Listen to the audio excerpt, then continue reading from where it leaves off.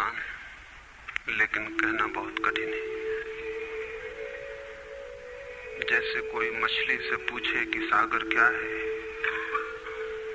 तो मछली कह सकती है यह है सागर, ये रहा, चारों तरफ वही है।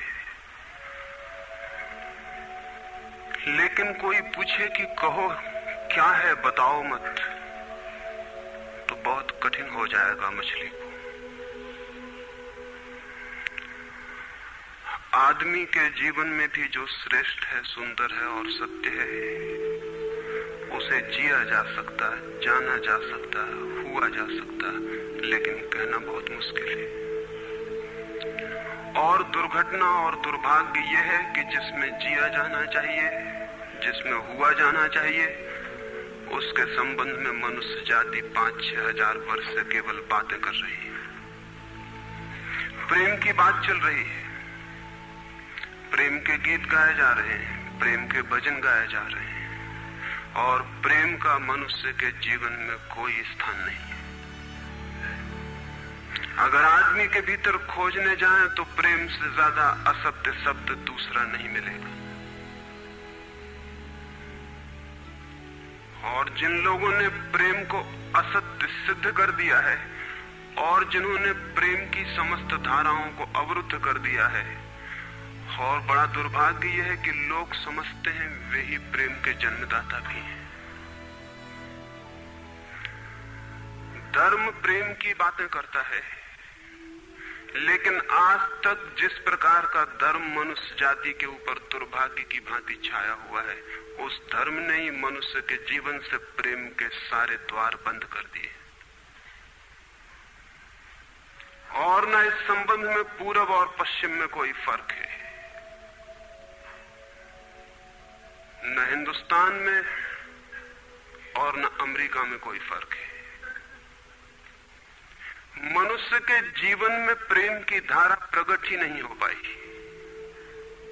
और नहीं हो पाई तो हम दोष देते हैं कि मनुष्य ही बुरा है, इसलिए नहीं प्रकट हो पाई। हम दोष देते हैं कि ये मन ही जहर है, इसलिए प्रकट नहीं हो पाई। मन जहर नहीं है,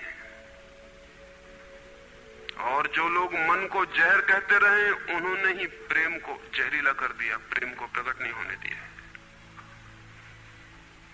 मन जहर हो कैसे सकता है? इस जगत में कुछ भी जहर नहीं है। परमात्मा के सारे उपक्रम में कुछ भी विष नहीं है, सब अमृत है।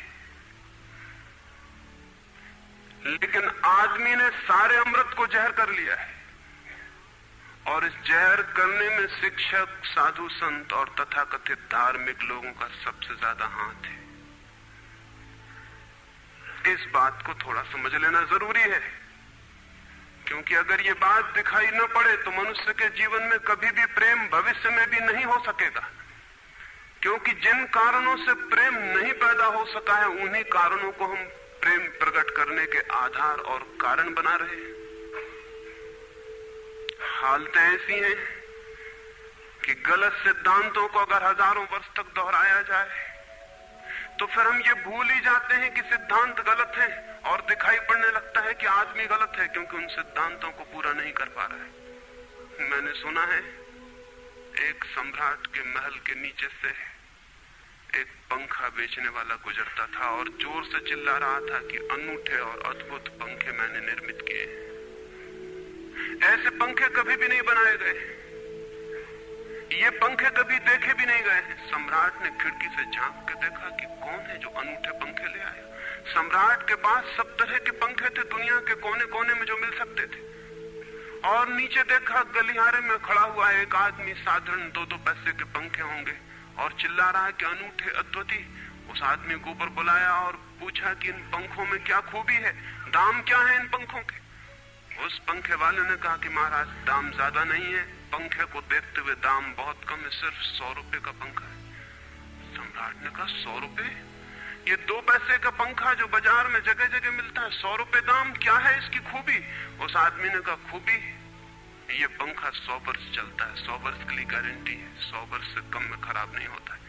सम्राट ने कहा इसको देख के तो ऐसा लगता है कि सप्ताह भी चल जाए, पूरा तो मुश्किल है। धोखा देने की कोशिश कर रहे हो, सरासर बेईमानी, और वो भी सम्राट के सामने। उस आदमी ने कहा, आप मुझे भली भांति जानते हैं, इसी गलिहारे में रोज पंखे बेचता हूं, 100 रुपए दाम है इसके, और अगर 100 वर्ष न चले तो जिम्मेदार मैं हूं, रोज तो नीचे मौजूद होता हूं, और फिर आप सम्राट हैं, आपको धोखा देके जाऊंगा कहां?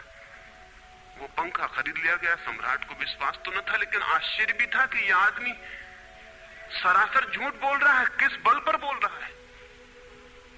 पंखा 100 रुपए में खरीद लिया गया और उससे कहा कि 7वें दिन तुम उपस्थित हो जाना। 2-4 दिन में ही पंखे की डंडी बाहर निकल गई, 7वें दिन तो वो बिल्कुल मुर्दा हो गए। लेकिन सम्राट ने सोचा कि शायद पंखे वाला आएगा नहीं, लेकिन ठीक समय पर 7वें दिन वो पंखे वाला हाजिर हो गया। उसने कहा, कहो महाराज। उन्होंने कहा, कहना नहीं है, ये पंखा पड़ा हुआ है टूटा हुआ, ये 7 दिन में ये गति हो गई, तुम कहते 100 वर्ष चलेगा? पागल हो या धोखेबाज, क्या हो? उस आदमी ने कहा कि मालूम होता है आपको पंखा चलना नहीं आता है। पंखा तो 100 वर्ष चलता ही, पंखा तो गारंटीड है। आप पंखा झलते कैसे थे? सम्राट ने कहा, और भी सुनो, अब मुझे ये भी सीखना पड़ेगा कि पंखा कैसे किया जाता है। उस आदमी ने कहा, कृपा करके बताइए कि इस पंखे की गति 7 दिन में ऐसी कैसे बना दी आपने, किस भांति पंखा किया? सम्राट ने पंखा उठा के करके दिखाया कि इस भांति मैंने पंखा किया है। उस आदमी ने कहा, समझ गया, भूल, इस तरह पंखा नहीं किया जाता। सम्राट ने कहा, और क्या रास्ता है पंखा जलने का? उस आदमी ने कहा, पंखा पकड़िए सामने और सिर को हिलाइए। पंखा 100 वर्ष चलेगा, आप समाप्त हो जाएंगे, लेकिन पंखा बचेगा। पंखा गलत नहीं है, आपके जलने का ढंग गलत है। यह आदमी पैदा हुआ है 5-6 हजार या 10 हजार वर्ष की संस्कृति का, यह आदमी फल है, लेकिन संस्कृति गलत नहीं है, यह आदमी गलत है। आदमी मरता जा रहा है रोज, और संस्कृति की दुहाई चलती चली जाती है कि महान संस्कृति, महान धर्म, महान सब कुछ, और उसका ये फल है, आदमी उसी संस्कृति से गुजरा है और ये परिणाम है उसका। लेकिन नहीं, आदमी गलत है, और आदमी को बदलना चाहिए अपने को। और कोई कहने की हिम्मत नहीं उठाता कि कहीं ऐसा तो नहीं है कि 10,000 वर्षों में जो संस्कृति और धर्म आदमी को प्रेम से नहीं भर पाए, वो संस्कृति और धर्म गलत हो। और अगर 10,000 वर्षों में आदमी प्रेम से नहीं भर पाया, तो आगे कोई संभावना है इसी धर्म और इसी संस्कृति के आधार पर कि आदमी कभी प्रेम से भर जाए? 10,000 वर्षों में जो नहीं हो पाया, वो आगे भी 10,000 वर्षों में होने वाला नहीं है, क्योंकि आदमी यही है, कल भी यही होगा। आदमी हमेशा से यही है और हमेशा यही होगा। और संस्कृति और धर्म जिनके हम नारे दिए चले जाते हैं, संतों और महात्माओं की जिनकी दुहाइयां दिए चले जाते हैं, सोचने के लिए हम तैयार नहीं कि कहीं हमारा बुनियादी चिंतन की दिशा ही तो गलत नहीं है। मैं कहना चाहता हूं कि वो गलत है, और गलत सबूत है ये आदमी। और क्या सबूत होता है? एक बीज को हम बोएं और फल जहरीले और कड़वे हों, तो क्या सब सिद्ध होता है? सिद्ध होता है कि वो बीज जहरीला और कड़वा रहा होगा। हालांकि बीज में पता लगाना मुश्किल है कि उससे जो फल पैदा होंगे वो कड़वे पैदा होंगे। बीज में कुछ खोजबीन नहीं की जा सकती। बीज को तोड़ो फोड़ो, कोई पता नहीं चल सकता कि इससे जो फल पैदा होंगे वो कड़वे होंगे। बीज को वो 100 वर्ष लग जाएंगे, वृक्ष होगा, बड़ा होगा, आकाश में फैलेगा, तब फल आएंगे और तब पता चलेगा कि वे कड़वे हैं। 10,000 वर्ष में संस्कृति और धर्म के जो बीज बोए गए हैं, ये आदमी उसका फल है, और ये कड़वा है और घृणा से भरा हुआ है।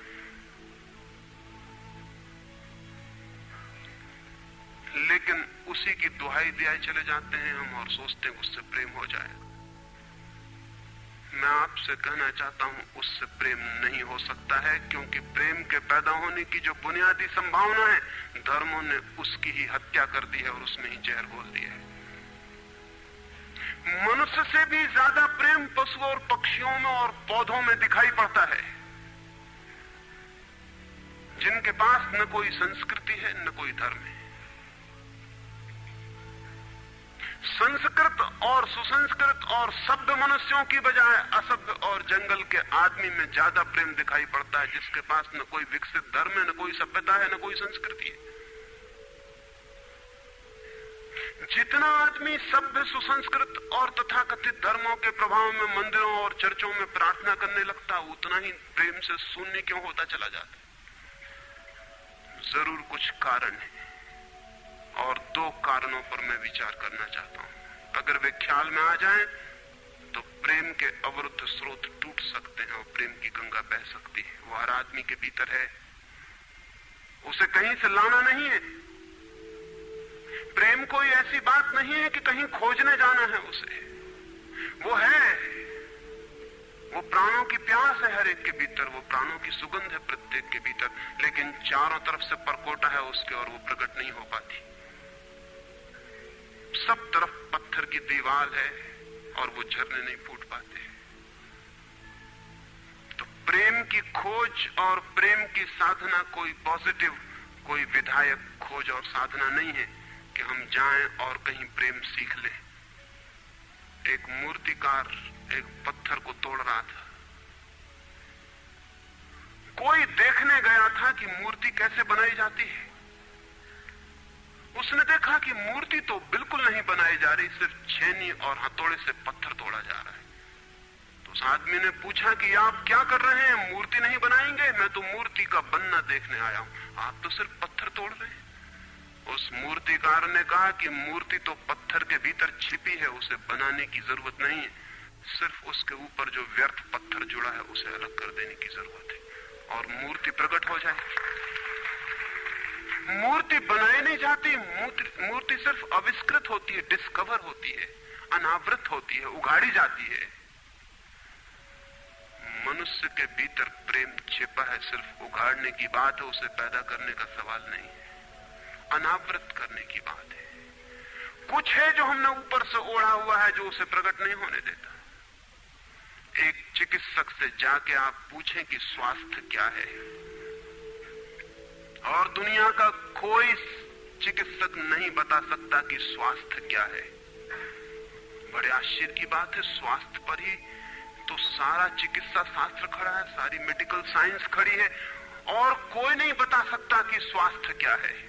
लेकिन चिकित्सक से पूछें कि स्वास्थ्य क्या है, तो वो कहेगा बीमारियों के बाबत हम बता सकते हैं कि बीमारियां क्या हैं, उनके लक्षण हमें पता है, एक एक बीमारी का अलग अलग परिभाषा हमें पता है। स्वास्थ्य का हमें कोई भी पता नहीं है। इतना हम कह सकते हैं कि जब कोई बीमारी नहीं होती तो जो होता है वो स्वास्थ्य है। स्वास्थ्य तो मनुष्य के भीतर छिपा है, इसलिए मनुष्य की परिभाषा के बाहर है। बीमारी बाहर से आती है, इसलिए बाहर से परिभाषा की जा सकती है। स्वास्थ्य भीतर से आता है, उसकी कोई परिभाषा नहीं की जा सकती। इतना ही हम कह सकते हैं कि बीमारियों का अभाव स्वास्थ्य है। लेकिन ये स्वास्थ्य की कहां परिभाषा हुई? स्वास्थ्य के संबंध में तो हमने कुछ भी ना कहा कि बीमारियां नहीं है, तो बीमारियों के संबंध में कहा। सच ये है कि स्वास्थ्य पैदा नहीं करना होता, या तो छिप जाता है बीमारियों में, या बीमारियां हट जाती हैं तो प्रकट हो जाता है। स्वास्थ्य हम में है, स्वास्थ्य हमारा स्वभाव है, प्रेम हम में है, प्रेम हमारा स्वभाव है। इसलिए ये बात गलत है कि मनुष्य को समझाया जाए कि तुम प्रेम पैदा करो। सोचना यह है कि प्रेम पैदा क्यों नहीं हो पा रहा है, बाधा क्या है, अड़चन क्या है, कहां रुकावट डाल दी गई। अगर कोई भी रुकावट ना हो तो प्रेम प्रकट होगा ही, उसे सिखाने की और समझाने की कोई भी जरूरत नहीं है। अगर मनुष्य के ऊपर गलत संस्कृति और गलत संस्कार की धाराएं और बाधाएं न हो तो हर आदमी प्रेम को उपलब्ध होगा ही, ये अनिवार्यता है। प्रेम से कोई बच ही नहीं सकता, प्रेम स्वभाव है। गंगा बहती है हिमालय से, बहेगी गंगा, उसके प्राण है, उसके पास जल है, वो बहेगी और सागर को खोज ही लेगी। न किसी पुलिस वाले से पूछेगी, न किसी पुरोहित से पूछेगी कि सागर कहां है। देखा किसी गंगा को चौरस्ते पर खड़े होकर पूछते कि सागर कहां है? उसके प्राणों में है छिपी सागर की खोज और ऊर्जा है।